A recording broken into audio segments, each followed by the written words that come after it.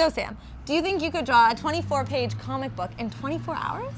Probably not. I could draw one in 24 minutes. It wouldn't be that good. It would just be a small collection of dogs for no reason, picture of Queen Elizabeth II, a man in a cape, the CN Tower, that kind of stuff. So it wouldn't be a comic book at all? No, it'd be rubbish. It would just be a book. Oh, okay. Well, great. I do feel, however, that a lot of comic book fanatics are massively underestimated. I know, right? It takes a lot of work to draw a comic book. It does. So to dispel that myth, this week we went along to go and see some guys who are attempting to draw a 24-page comic book in 24 hours. Check it out. Hi, I'm Rob for Queens TV, and we're here by 4Color 8-Bit on Princess Street, where they're having a 24-hour comic book day. In 24 hours, they have to make a 24-page comic book almost from scratch. So we're going to go inside and talk to the co-owners, Nick and Adam.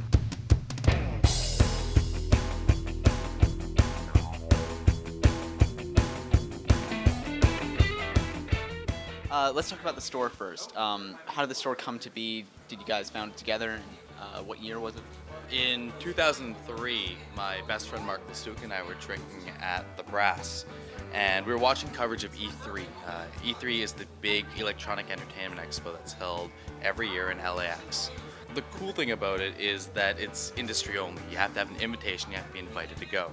And we're sitting there drinking, and he drunkenly bet me hotel and airfare that I couldn't get us industry passes and invites to go. So 4 months of forging later, we had E3 passes for the next year. We went there, and obviously you can't go to an industry-only event without your prep. So we prepped a cover story for a fake store. We had a fake store location, fake store customers. More importantly, we researched the industry, so we could talk about the demographic, about the industry, about a year's worth of sales left, right, and center. And we were able to talk about why Kingston really needed a store like the one that we fictionally owned. So flash forward to 2007? Yeah, 2007. He's got his engineering degree and is making way more money than I do, but I own my own business because I lied until it kind of happened. One of the natures of our business is to constantly keep people in here. We want to make our store your location on your way home. You come in, you have lunch with us. You come in, you hang out. More importantly, we have regular events. We play Magic the Gathering here. It's a trading card game. We run D&D here.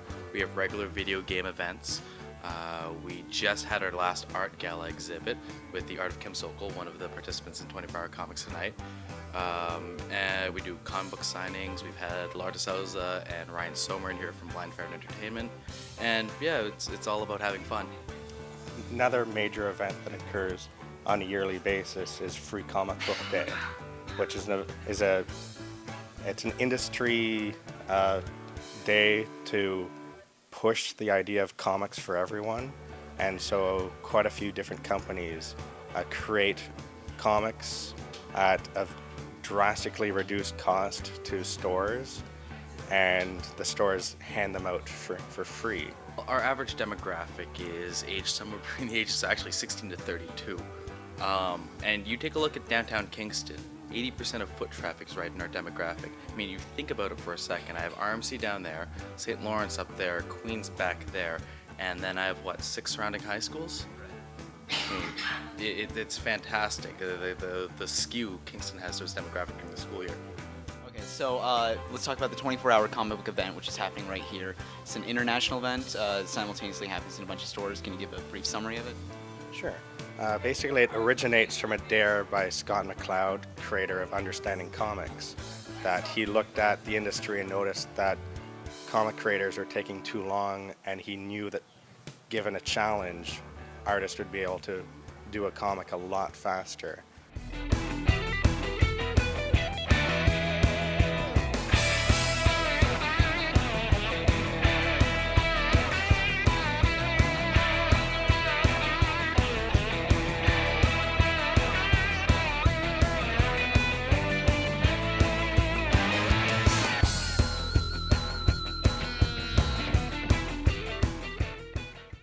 And so he put the dare out there that it's possible to do 24 pages in 24 hours.